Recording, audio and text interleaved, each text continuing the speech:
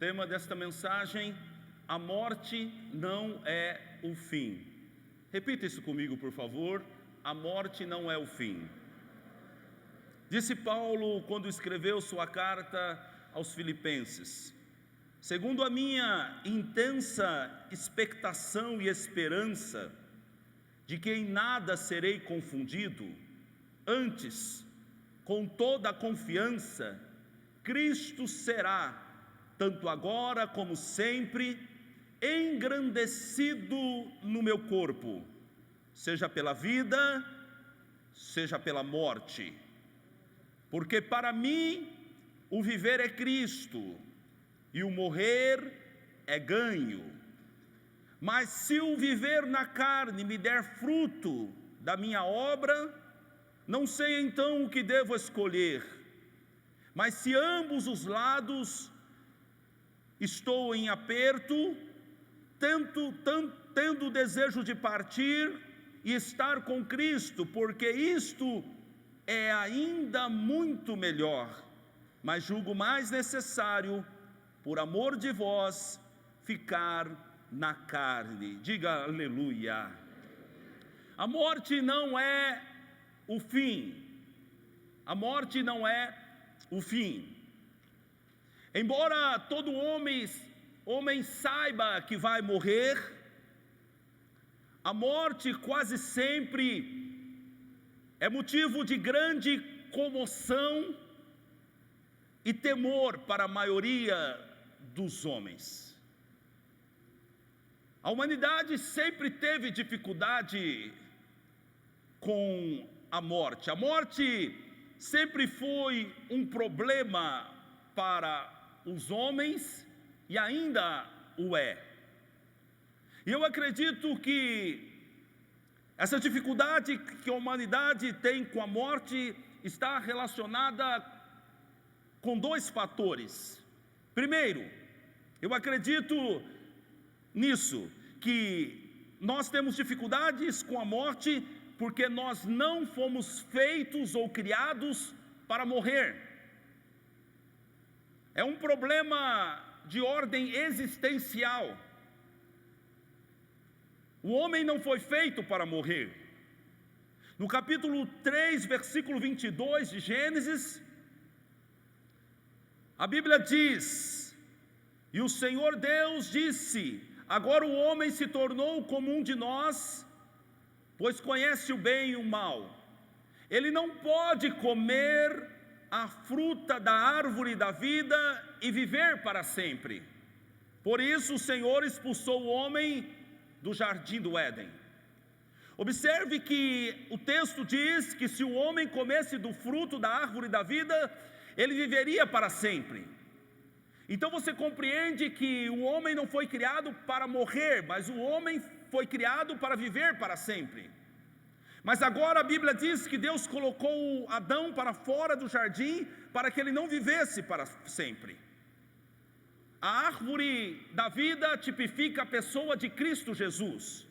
E aqui é o simbolismo: quem come de Jesus vive para sempre. E então você entende que o homem foi criado para viver para sempre. E eu acredito que aqui um motivo porque nós temos tanto problema com a morte e tanto medo da morte, porque nós não fomos feitos, criados para morrer. Segundo motivo, eu acredito que está no fato da ignorância espiritual que habita na mente de um homem natural. Ele não compreende as coisas da eternidade. Então a morte se torna uma grande barreira. A morte para alguém que está aí doente, a morte para ele é o fim.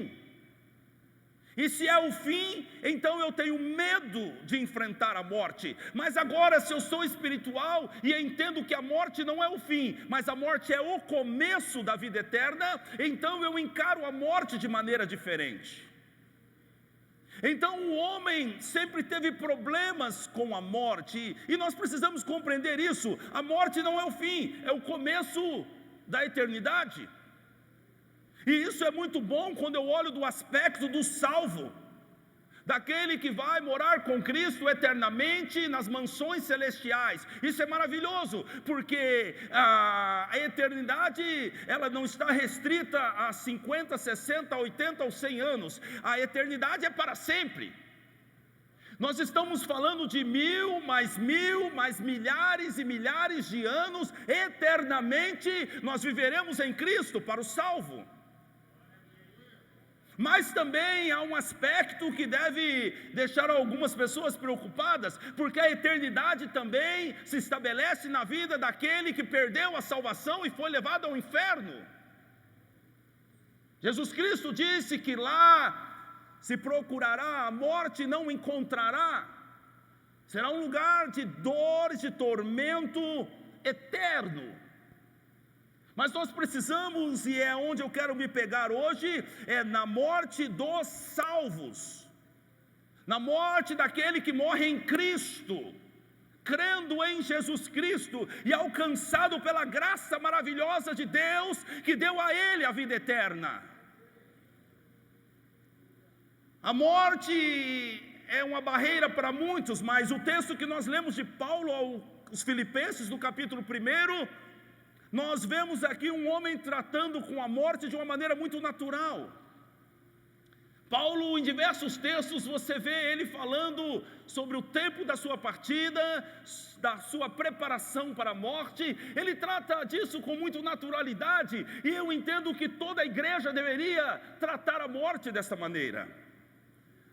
No capítulo 21 de Atos, versículo 13, a Bíblia diz que Paulo declara: eu estou pronto, não apenas para ser amarrado, mas também para morrer em Jerusalém, pelo nome do Senhor Jesus. Ele disse: eu estou pronto para morrer. Quantos aqui estão prontos para morrer? Ele disse: eu estou pronto para morrer. Quando ele escreveu o texto de Filipenses, que nós acabamos de ler, ele diz: pois eu quero muito deixar esta vida e estar com Cristo, o que é bem melhor. Ele está pronto para morrer, ele quer estar com Cristo. Paulo, ele tratava com a morte de uma maneira muito natural. E por que isso, André? Eu acredito que existam 3 motivos aí. Primeiro motivo é que ele tinha uma expectativa de receber um grande galardão no céu. Ele pensava: o melhor ainda está por vir. Olha só o que está em Colossenses capítulo 3, versículo 24. Paulo escreveu essa carta. Ele disse à igreja de Colossos: sabendo que recebereis do Senhor o galardão da herança, porque a Cristo o Senhor servis. Paulo está dizendo: porque vocês servem o Senhor, isso trará sobre a vida de vocês um galardão.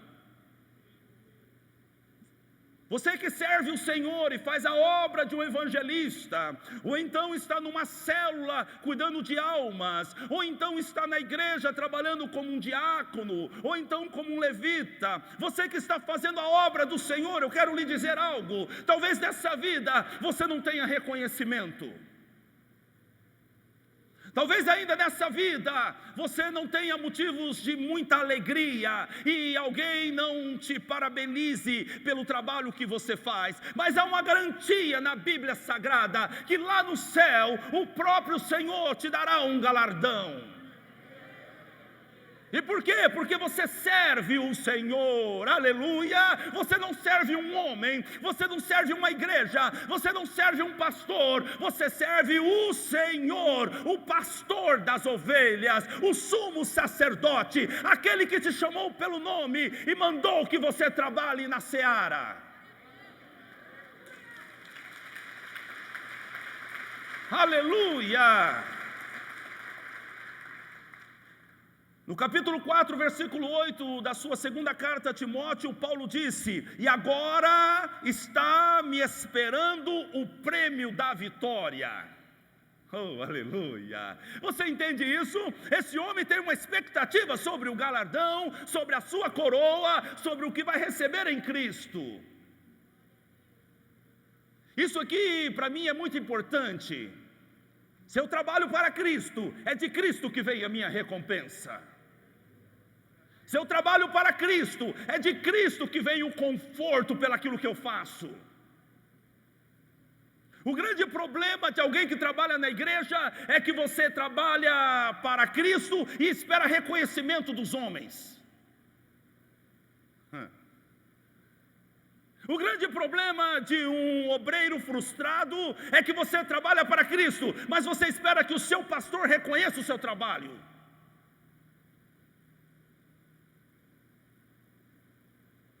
Aquele que te alistou para a guerra, ele reconhecerá o seu trabalho. Aquele que te chamou para a seara, ele te dará a tua recompensa. Coloque os teus olhos no Senhor e espere dele tudo aquilo que a tua alma precisa para continuar fazendo a obra de Deus. Oh, aleluia! Paulo tinha uma expectativa de receber um galardão. Mas Paulo também, segundo, olhando para Cristo, ele tinha certeza da sua ressurreição. Se eu tenho certeza que eu vou ressurgir dos mortos e receber um corpo glorificado, eu não tenho medo da morte. Sim ou não? Disse Paulo quando escreveu a sua segunda carta aos Tessalonicenses, capítulo 4, versículo 13: Irmãos, não queremos que vocês sejam ignorantes quanto aos que dormem, para que não se entristeçam como os outros que não têm esperança. Se cremos que Jesus morreu e ressurgiu, cremos também que Deus trará mediante Jesus e juntamente com Ele aqueles que nele dormiram. Paulo disse: a ignorância que você tem quanto às coisas eternas faz com que você não tenha esperança. Eu vou repetir isso. A ignorância que você tem quanto às coisas eternas faz com que você não tenha esperança. E Paulo disse: eu não quero que vocês sejam ignorantes a respeito daqueles que morreram, para que vocês não entristeçam como aqueles que não têm esperança. Quem não tem esperança está triste. Quem não tem esperança quer tirar a sua própria vida. Quem não tem esperança não tem condição de levantar a tua cabeça e olhar para o futuro, porque não há esperança nele. Mas Paulo está dizendo: olhem para Jesus.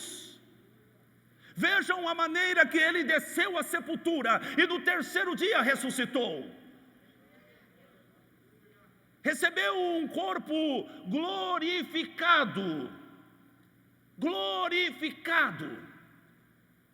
e foi levado ao céu e sentou à direita do Pai. Essa é a história da nossa vida.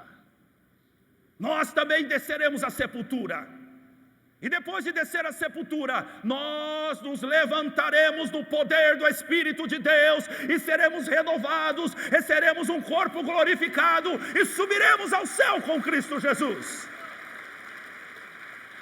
Oh, aleluia! Aleluia! E então Paulo disse: vocês não podem se entristecer como aqueles que não têm esperança. Porque se vocês creem que Jesus morreu e ressuscitou, vocês têm que ter esperança. Eu vou dizer algo a você, amado: a esperança da vida eterna é uma característica de um salvo. Esses dias, abaixa só uma coisinha de nada o retorno que está dando, quando o pastor grita demais e está voltando o som. Eu tenho pregado muito esses dias, e eu tenho falado sobre algumas características do salvo. Uma característica do salvo é essa: a esperança da vida eterna.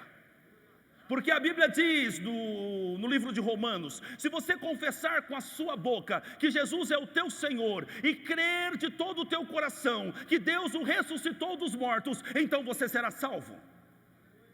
Então preste atenção nisso: quando você crê que Jesus ressuscitou dos mortos, você é salvo. E se você crê que Jesus ressuscitou dos mortos, você crê que Jesus ressuscitará você também. Então a esperança é uma característica de um salvo, é a característica de alguém que está indo para o céu. Então Paulo, ele tinha certeza da sua ressurreição. E terceiro, Paulo tratava a morte com naturalidade, porque ele sabia que o céu era melhor. Aleluia. A Bíblia, no livro de 2 Coríntios, capítulo 12, versículo 2, Paulo fala sobre uma experiência que ele teve de arrebatamento. Ele diz: eu não sei se eu fui levado em corpo, ou os meus sentidos que apenas saíram, eu fui levado em visão, mas eu fui levado ao terceiro céu. Paulo foi ao céu, Paulo viu a gloriosa vida que nos espera. Paulo viu a glória de Deus. Ele disse: aquilo que eu vi lá, as palavras humanas não podem revelar através de interpretações humanas. O que eu vi lá é muito grande, estava dizendo Paulo. O que eu vi lá é maravilhoso, disse Paulo. Então ele disse: eu prefiro estar lá, porque lá é melhor. Porque Paulo viu o céu e sabia o que tinha no céu, ele estava preferindo morrer. Oh, aleluia. Você crê no céu? Você crê que é um lugar perfeito? Você crê que lá não vai haver lágrima, não vai haver doença, não vai haver nenhum tipo de choro, mas você viverá eternamente com Cristo Jesus e se realizará? Se você crê nisso, então você não está preocupado com a morte. Quem está entendendo, diga amém. Mas algo que mexe muito conosco é a maneira que a pessoa morre e o momento que a pessoa morre.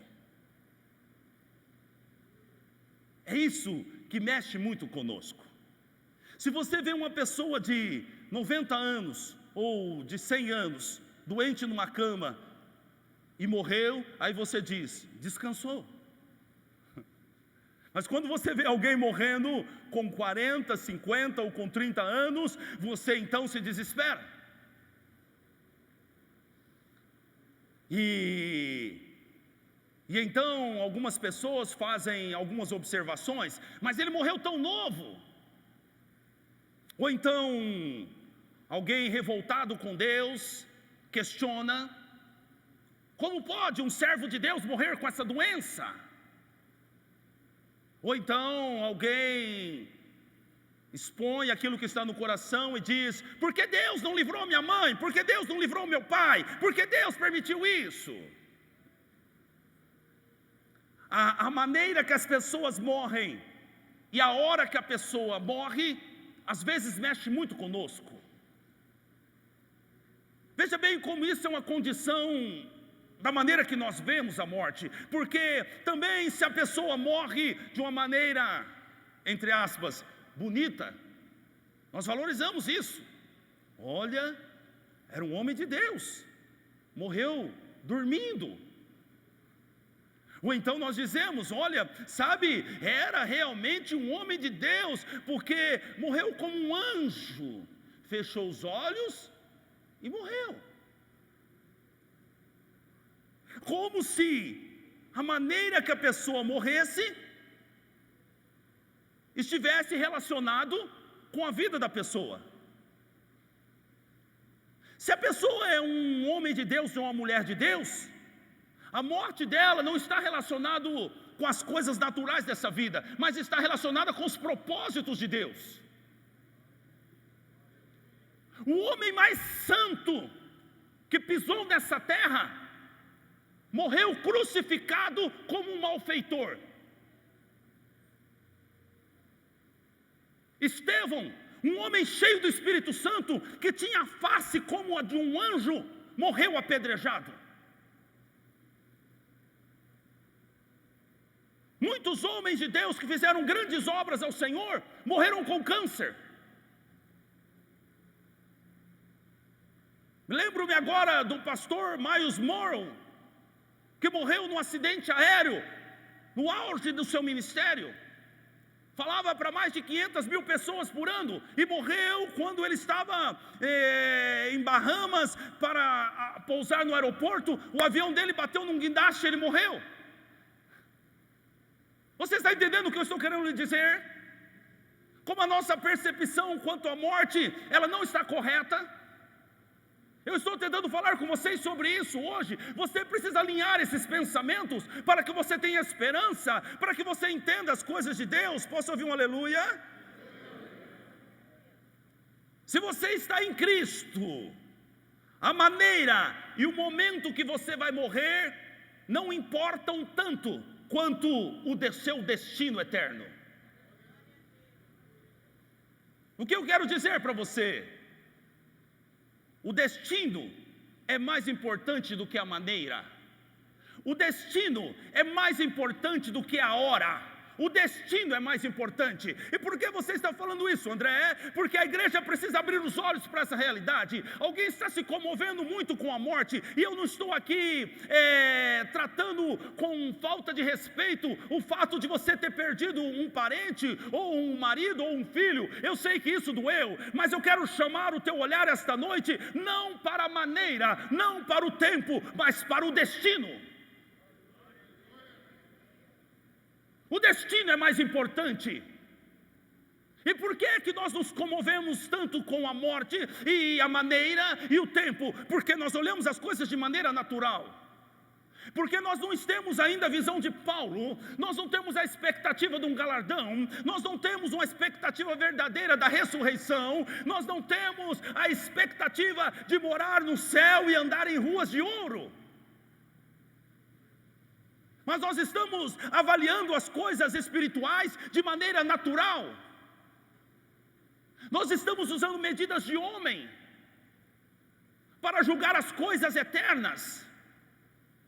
Nós estamos usando medidas de homem para avaliar o trabalhar de Deus. A Bíblia diz que o homem natural não entende as coisas de Deus, porque para ele parece loucura. Mas o homem espiritual entende tudo bem. Posso ouvir um aleluia? Nós precisamos entender as coisas de maneira espiritual. Eu quero fazer uma afirmação aqui para você.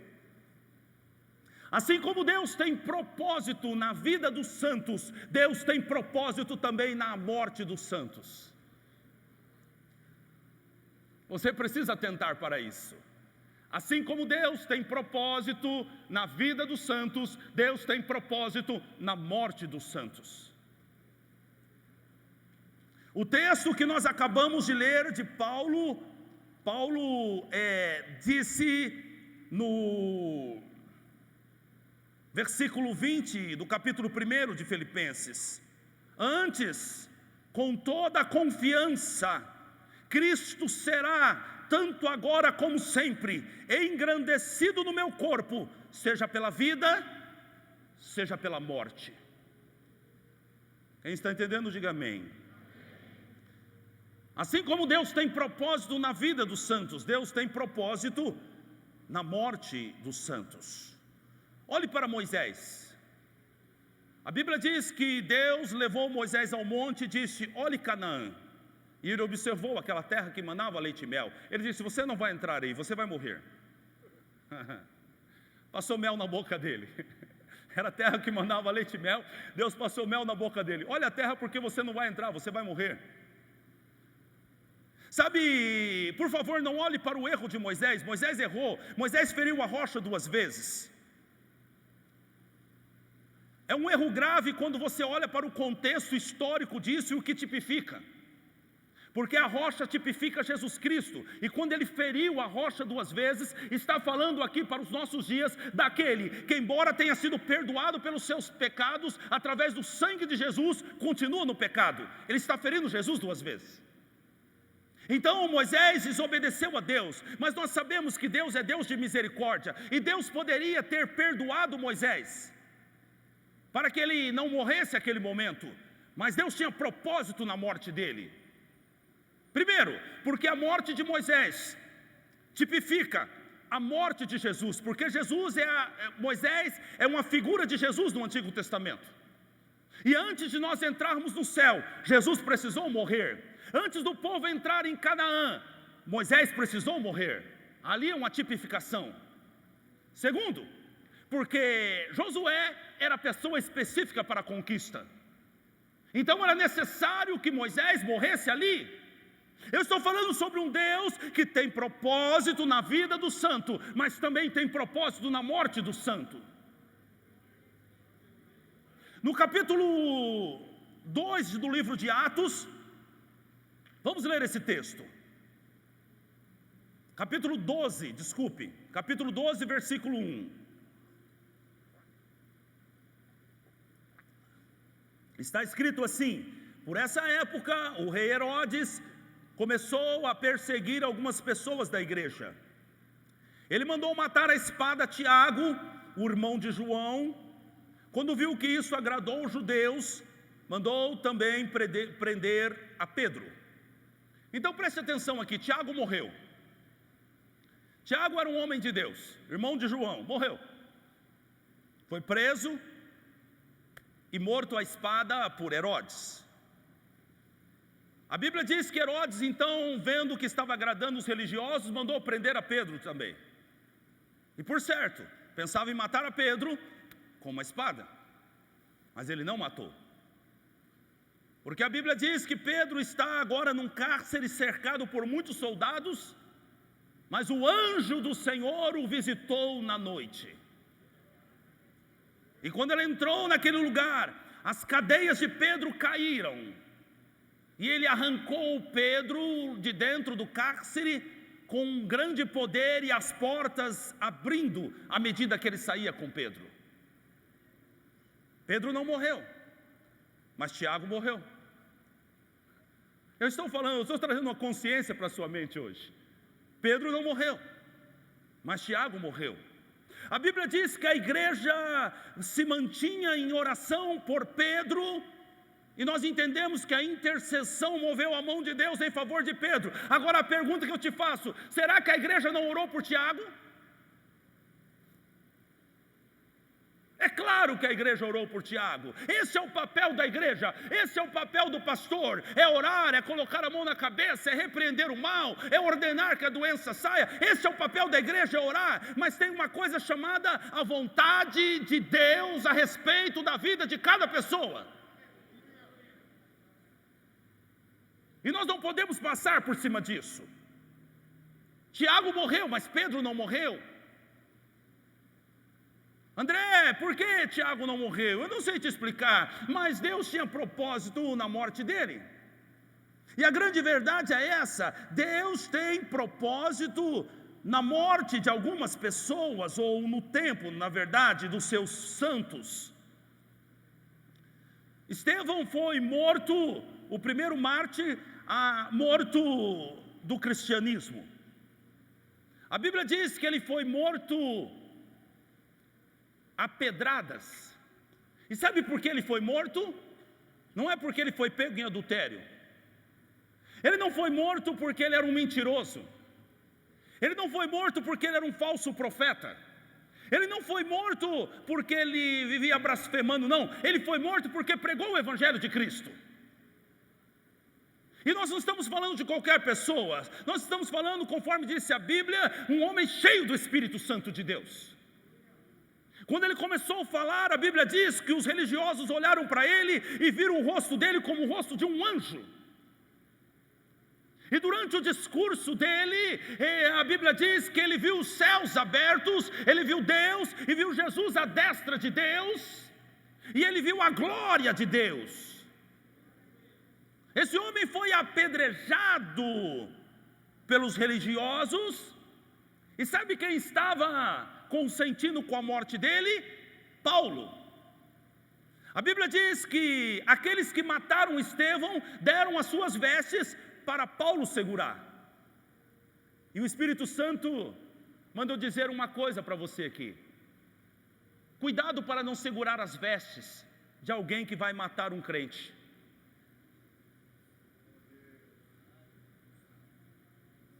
Cuidado para não colaborar com a morte de um santo. Tem gente que não mata, mas segura as vestes de quem mata. Cuidado, ó religioso que está me assistindo aí, para você não matar alguém com a sua própria boca. Você vai dar conta disso. Cuidado para você não matar alguém, ou colaborar com a morte de alguém, trazendo informações, ou movendo a sua mão contra um homem de Deus. Você vai dar conta disso. O ministério de sofrimento de Paulo não foi por acaso. O Senhor disse a Ananias: eu vou mostrar para ele o quanto ele deve sofrer pelo meu nome.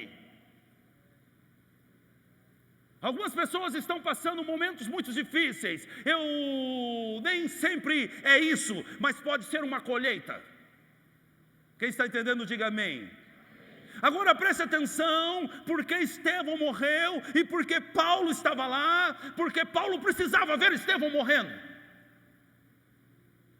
Tertuliano disse: o sangue dos mártires é a semente dos novos cristãos. Eu vou repetir isso: o sangue dos mártires é a semente dos novos cristãos. Alguém vai morrer com dignidade, alguém vai morrer pregando o Evangelho, e essa morte será um testemunho impactante para aqueles que estão olhando. No livro de Hebreus capítulo 12, a Bíblia diz que nós estamos rodeados, cercados de uma grande nuvem de testemunha.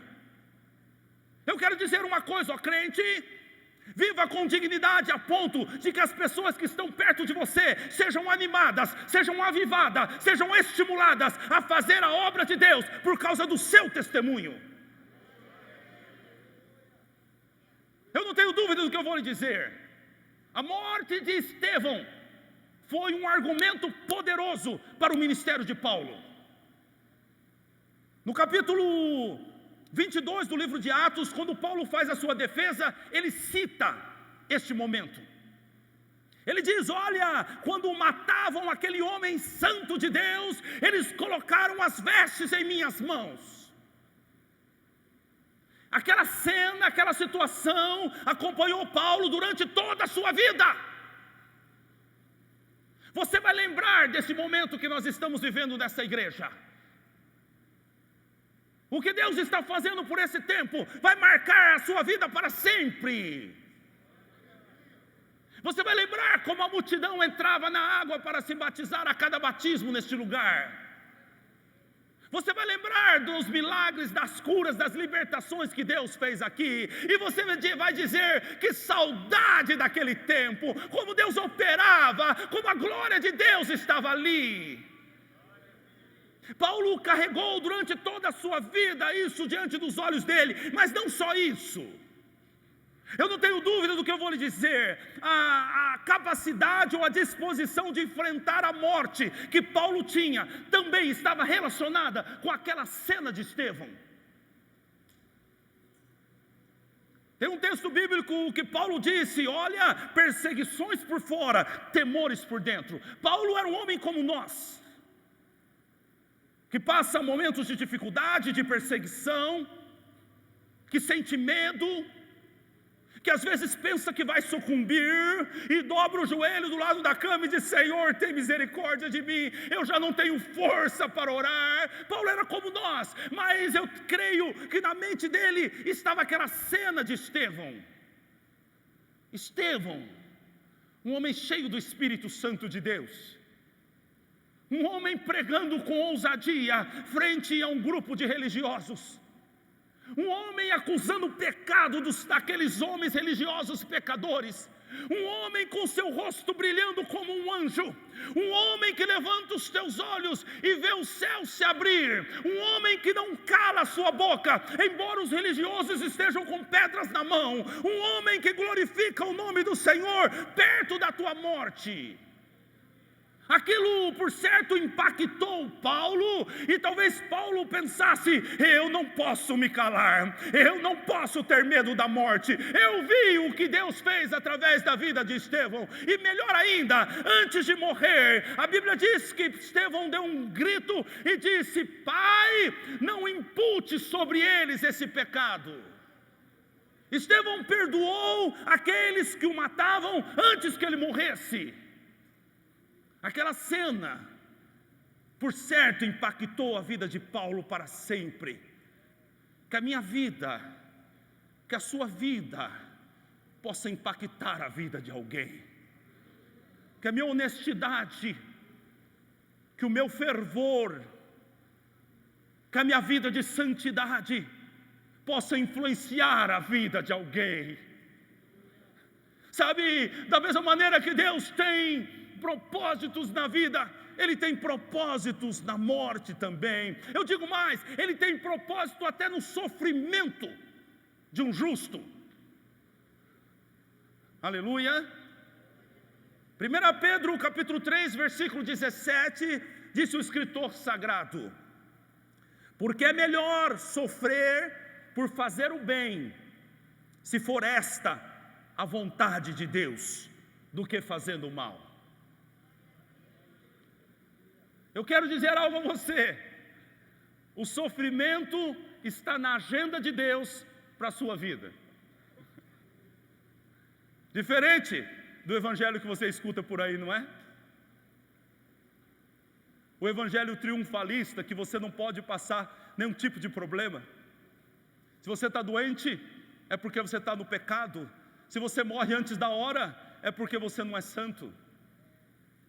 Alguém pode morrer antes da hora por ser tolo e desobedecer o Senhor, mas nem todas as mortes antes da hora é por conta da desobediência. Nós precisamos fechar a nossa boca e entender que Deus tem um propósito para todas as coisas, e é Ele quem trabalha, e nós confiamos nisso.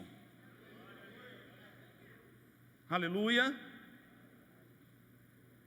No capítulo 1 de Filipenses, versículo 12, depois você lê esse capítulo inteiro, ele é maravilhoso. Vamos ver isso aqui, como os sofrimentos de Paulo colaboraram para a obra de Deus. Disse Paulo: meus irmãos, eu quero que vocês saibam que as coisas que me aconteceram ajudaram, de fato, o progresso do Evangelho. Aleluia. Entenda isso. Esse homem não está preocupado com o seu sofrimento, ele está preocupado com o progresso do Evangelho. O que acontece com as pessoas que não querem sofrer hoje pelo Evangelho? Elas são egoístas. Elas estão aqui para ganhar um carro novo. E você, ao invés de pensar no Evangelho, você está pensando aqui: que hora que vai ter oração para me ganhar minha casa? Que hora que eu vou receber o que eu quero? Pastor, já falou? Tá bom, já entendi, pode parar. Coração egoísta. Paulo diz: eu quero que vocês saibam que tudo que aconteceu comigo, todo sofrimento que eu tive, foi de fato muito bom para a causa do Evangelho. Versículo 13: pois foi assim que toda a guarda do palácio do governo e todas as outras pessoas daqui ficaram sabendo que eu estou na cadeia, porque sou servo de Cristo. Ei, há algo diferente com o Evangelho que se prega hoje. Porque eu tenho um carro novo, porque eu tenho um terno bacana, porque eu tenho uma casa boa, então todo mundo vai saber que eu sou servo de Deus. Não é isso que se pensam? Mas Paulo está dizendo: o fato de eu estar numa prisão é que fez com que a causa do Evangelho crescesse, porque todos sabem que eu estou aqui injustamente, mas eu não estou murmurando contra Deus, eu não estou blasfemando contra Deus, mas eu estou feliz porque o Evangelho está crescendo.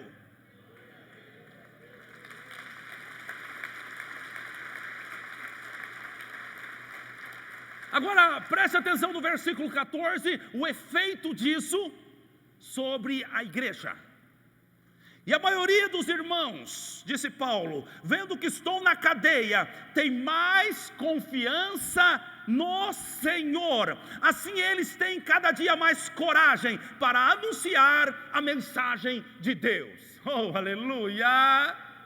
Ei, igreja, preste atenção, não tenha medo de perseguições, não tenha medo de problema, não tenha medo de ataque, porque os ataques nos farão ficar mais fortes, os ataques nos farão pregar o Evangelho com mais ousadia, os ataques nos farão buscar mais a face de Deus. e as portas do inferno não prevalecerão contra a igreja de Cristo. Oh, aleluia! Jesus é a nossa força. André, e por que Paulo morreu?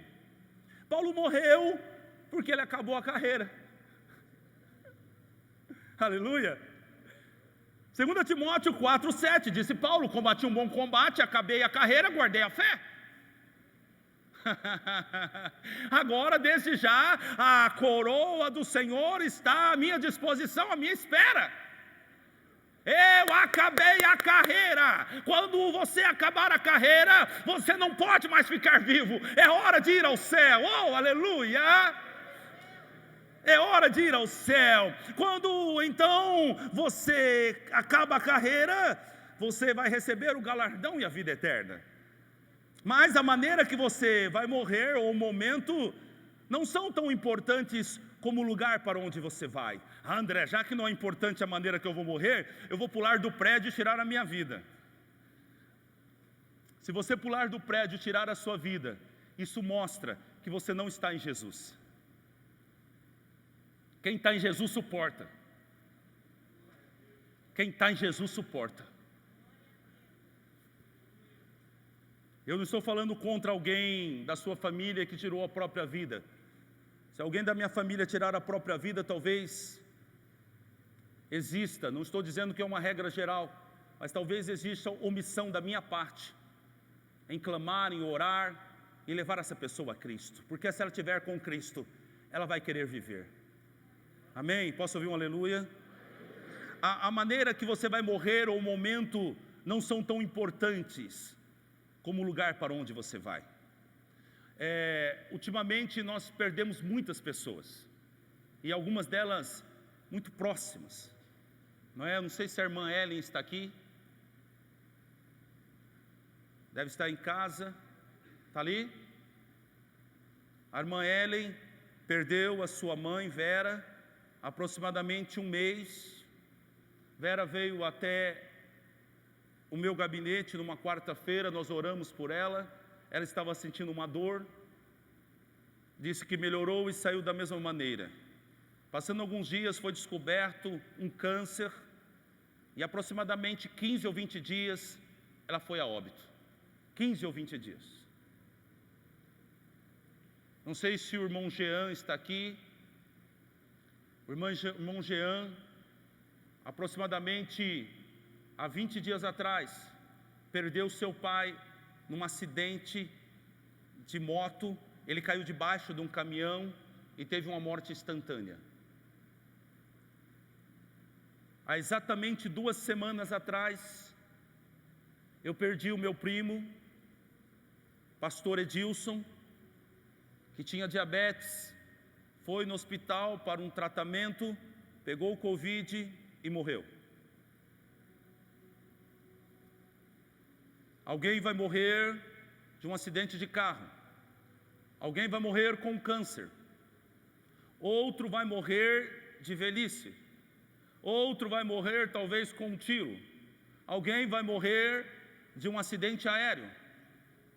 Mas eu estou chamando a atenção da igreja que a maneira ou o tempo não é tão importante quanto o destino.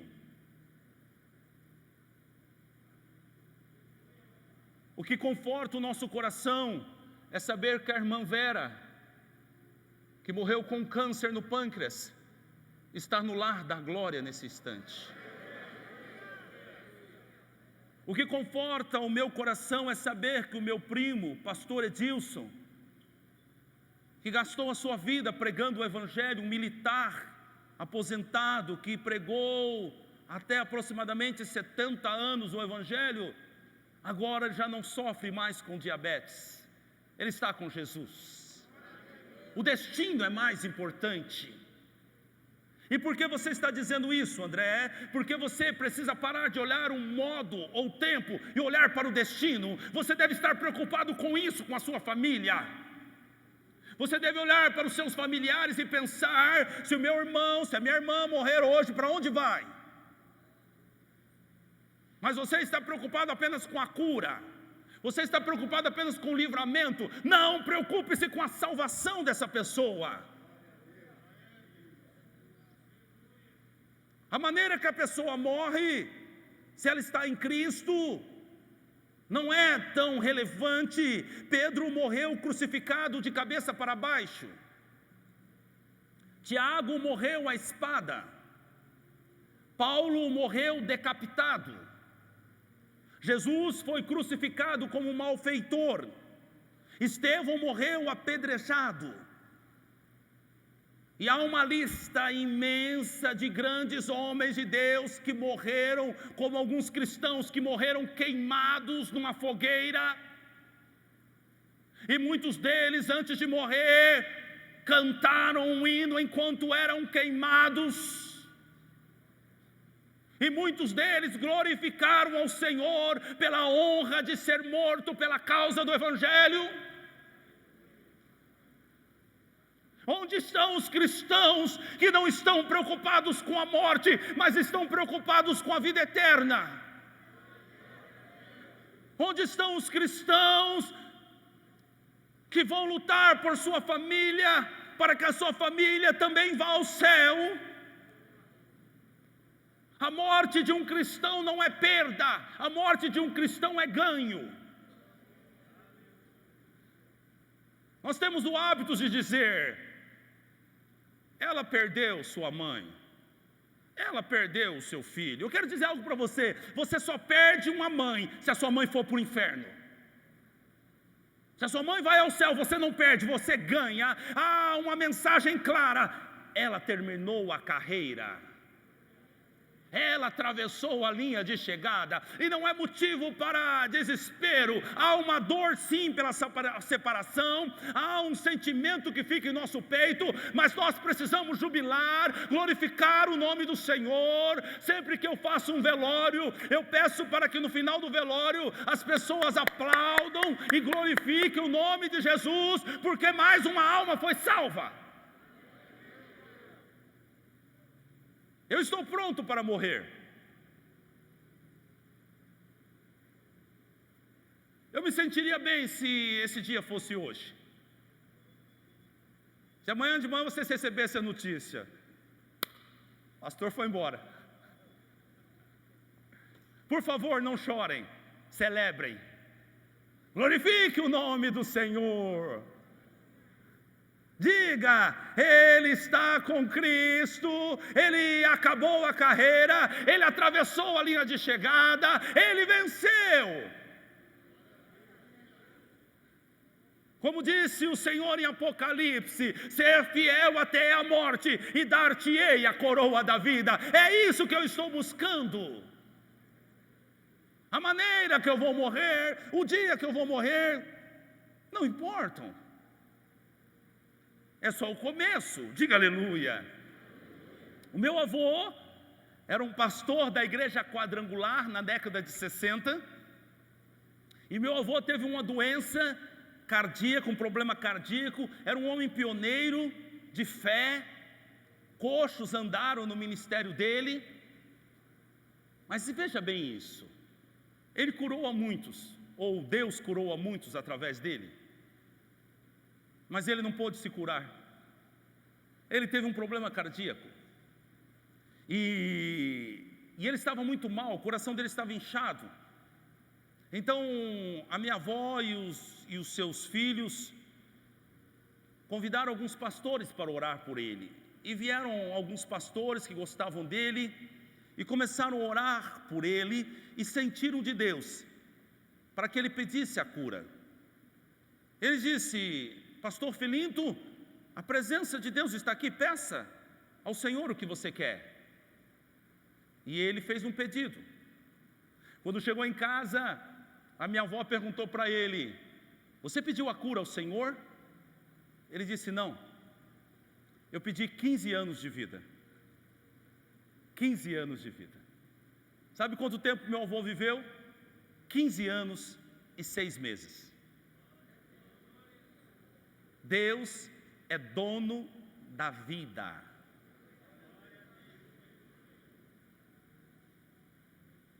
E é interessante isso, parece que ele estava esperando eu nascer. Porque quando eu nasci, meu avô já estava novamente ficando doente, perto de ir embora. Há uma foto minha com alguns meses trepado nas costas dele, ele estava na cama doente. E quando eu nasci, minha mãe mandou que ele fizesse o meu registro e disse: coloque o nome do menino. E eu acho que na época era Luiz Henrique. Meu avô me pegou, ou melhor, meu avô foi ao cartório fazer o registro de nascimento e mudou o meu nome. Ele colocou o nome de André. E quando eu cheguei, a minha mãe saiu do hospital. Naquela época a mulher ficava 2, 3 dias no hospital. Chegou em casa e perguntou: pai, o senhor registrou o menino? Ele disse: sim. Colocou o nome que eu lhe pedi? Não. Mas como assim? Que nome você colocou nesse menino? Minha mãe ficou muito preocupada, porque a minha família é de baianos, né? E sabe que baiano tem uns nomes meio diferentes. O meu avô chamava Felinto.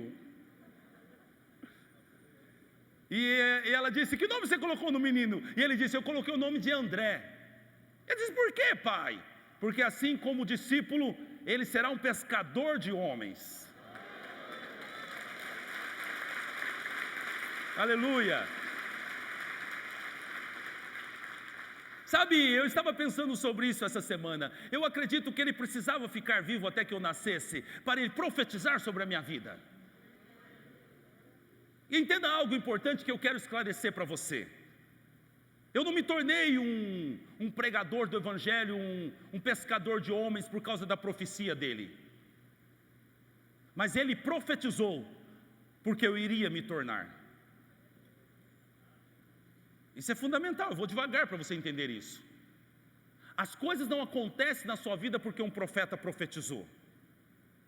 Mas o profeta profetiza porque Deus vai fazer na sua vida. Entenda isso. Se o profeta é de Deus, está cheio do Espírito Santo de Deus, ele apenas vai revelar o futuro.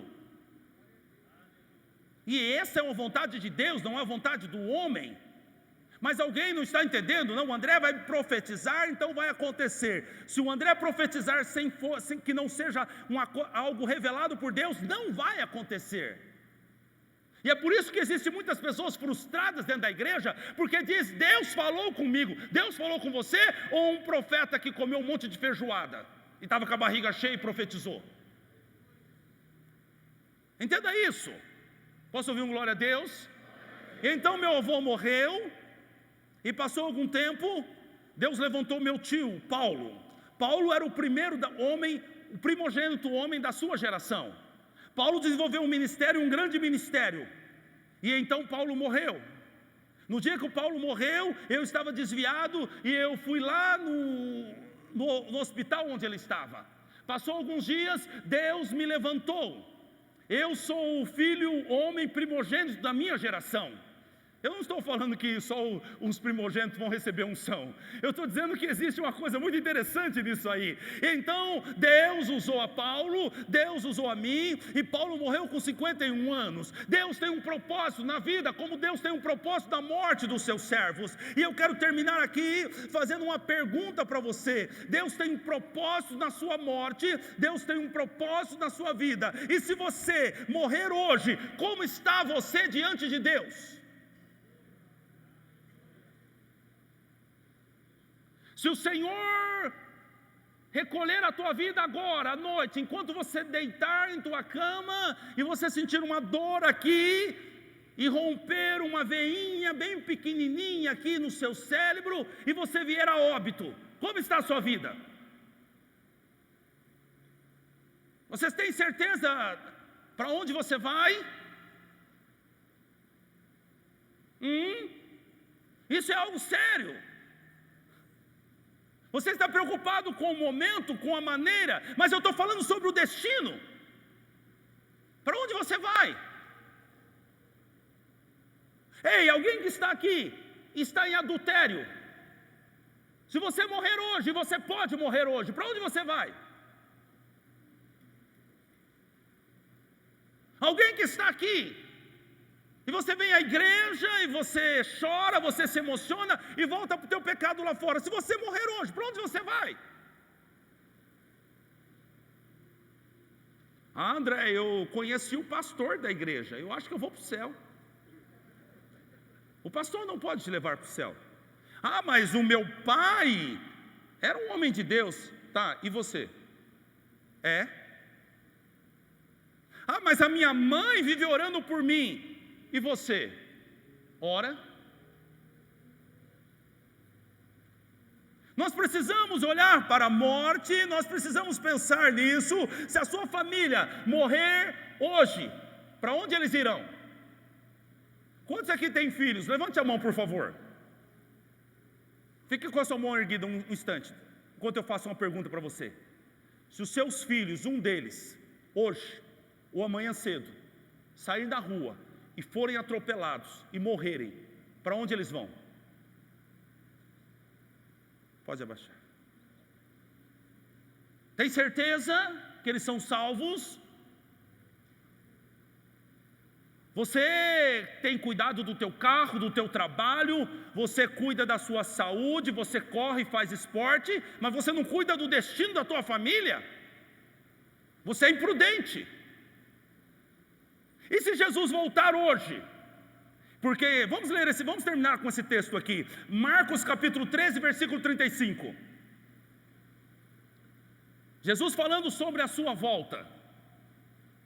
Vigiai, pois, porque não sabeis quando virá o dono da casa, se à tarde, se à meia-noite, se ao cantar do galo, se pela manhã, para que vindo ele inesperadamente não vos ache dormindo. O que, porém, vos digo a todos: vigiai. Vigiai. Eu tenho percebido uma classe de crente, e se você está aqui, você levanta a mão se você faz parte dessa classe. Quando as coisas estão boas, você volta para a lama. Só quem é assim levanta a mão.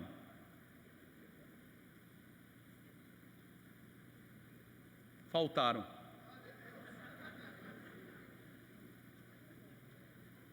Tem gente que é assim. Tem gente que só está aqui hoje, sabe por quê?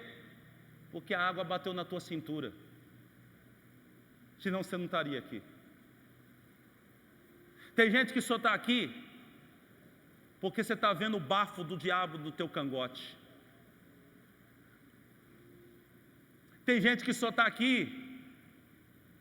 porque você está tendo sonhos, e os sonhos estão te incomodando, de ameaças terríveis contra a sua família. Por isso que você está aqui. E aí a palavra de Jesus é para você: vigiai, porque você não sabe se ele vem de manhã, se ele vem de tarde, ou se ele vem de madrugada. A única coisa que você sabe é que ele vem, é que ele vai voltar, e ele vai voltar para buscar uma igreja santa, redimida pelo sangue do Cordeiro, mas uma igreja que anda em santidade e anda debaixo de uma obediência. É essa igreja que Jesus vem buscar. E não importa o que estão pregando por aí. Existe uma teoria, uma teologia que agora é americana, como sempre. Vem muita coisa boa dos Estados Unidos, mas vem muita coisa também que, meu Deus do céu, como veio a teologia da prosperidade, agora tem a teologia da supergraça.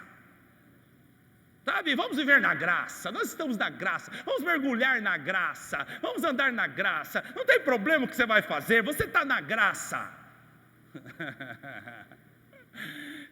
Eu quero ver quando Jesus voltar. Eu quero ver quando Jesus voltar, porque a palavra de Deus diz: se você é sujo, você se suje mais, mas se você é limpo, você se limpe mais.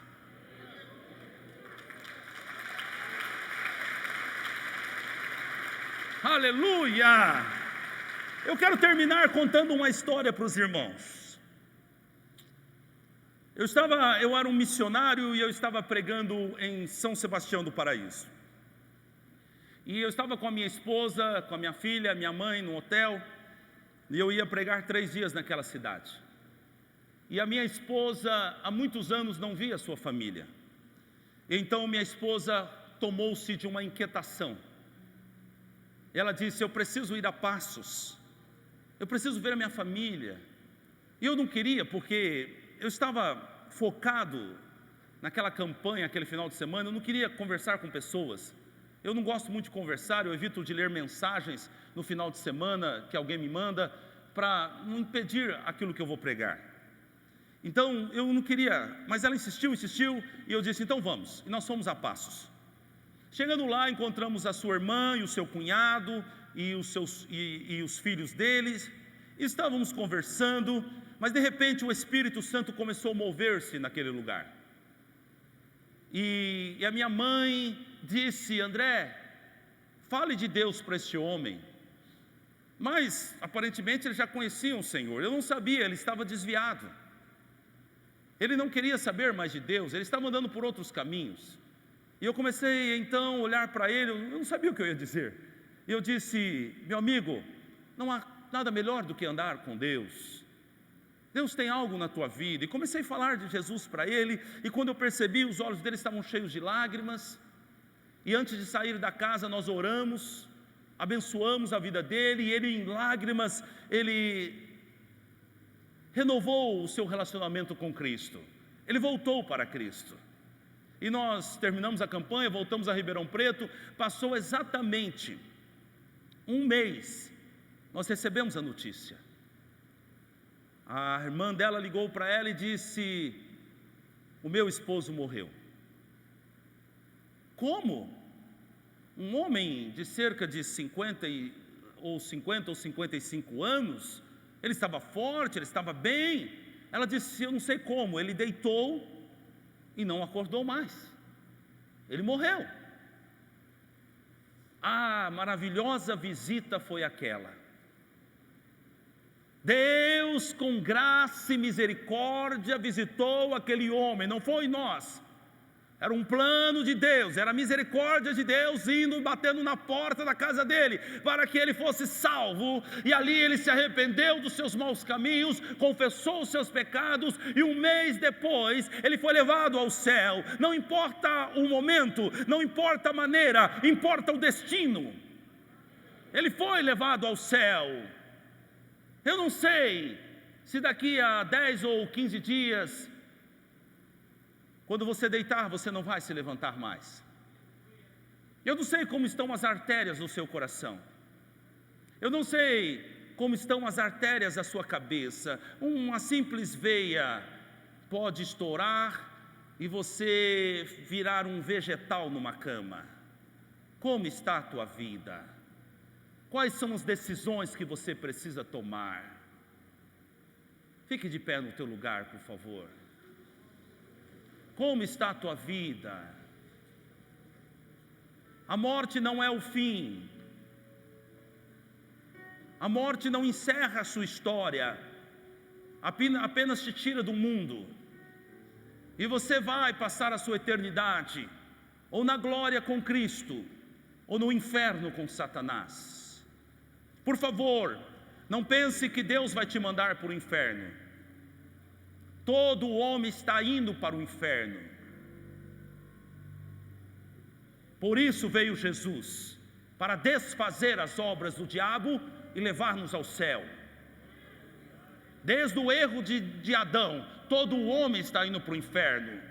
O diabo coloca algo na mente de alguém aí: ou você aceita Jesus, ou Jesus vai te mandar para o inferno. Não, você está indo para o inferno. Se você aceitar Jesus, você vai para o céu. Jesus é o teu Salvador. No capítulo 3 de João ele disse: eu não vim acusar, julgar o mundo, eu vim salvar o mundo. Porque vocês já estão julgados pelos seus próprios pecados, mas eu vim salvar vocês. Eu vim para que vocês tenham vida, e vida com abundância. Foi para isso que eu vim. Você precisa entender isso. É uma proposta de Deus. Receba a vida eterna em Cristo Jesus.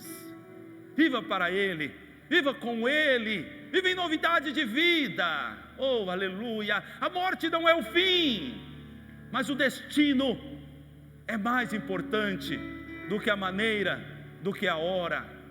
Eu sinto muito por vocês que perderam seus parentes, como eu perdi. Meu tio também perdeu um irmão há 1 mês e meio atrás. Morreram muitos amigos nossos. E eu só lamento por aqueles que morreram sem Cristo. Por aqueles que estão em Cristo, eu estou jubilando, porque o Espírito Santo os alcançou. O Espírito Santo os trouxe para a presença. O Espírito Santo convenceu essas pessoas. É o mesmo Espírito Santo que opera aqui enquanto eu prego. É o Espírito de Deus, é o Consolador, é o Espírito da verdade que opera na tua vida e diz: enquanto é tempo, enquanto você pode achar, busque o Senhor. Busque o Senhor enquanto é tempo. Busque o Senhor enquanto você pode encontrá-lo.